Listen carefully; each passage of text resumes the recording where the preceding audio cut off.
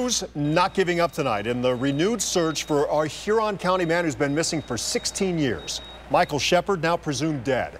And as searchers continue to look for Sheppard's body, two of his accused killers went before a judge today. 5 Year Side investigator Scott Knoll was in the courtroom and brings us more on this latest twist. Two big developments in this case today, both of them ending with men once charged with Michael Sheppard's murder walking out of court here today, not facing any additional time in jail. Please rise. Scott Hall in court this afternoon to plead guilty, not to Michael Sheppard's murder, but to misdemeanor obstructing official business.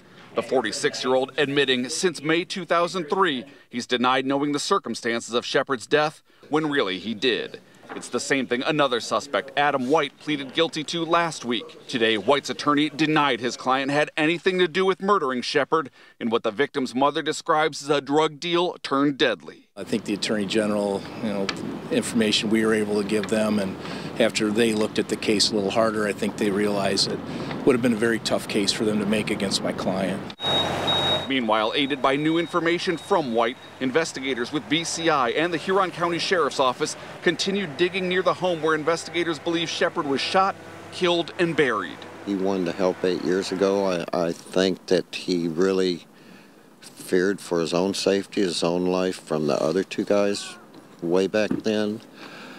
And I talked with him yesterday, and I think one of these people out there wants him found as bad as we do. We asked White's attorney about those concerns. I'm not going to comment on his specific knowledge, but that could have been part of it. Under the plea deal, Hall already served more than the 90-day maximum sentence in jail as he awaited trial.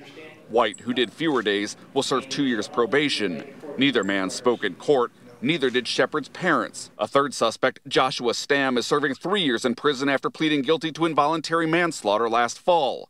Meaning the court cases into Sheppard's death are over, even if the questions of exactly what happened to him remain. After court, I briefly spoke with Michael Sheppard's stepfather, asked him if there was anything the family wanted to say about what happened here today. He told me anything he said at this point would only get him in trouble. In Norwalk, I'm 5 Year Side investigator Scott Knoll.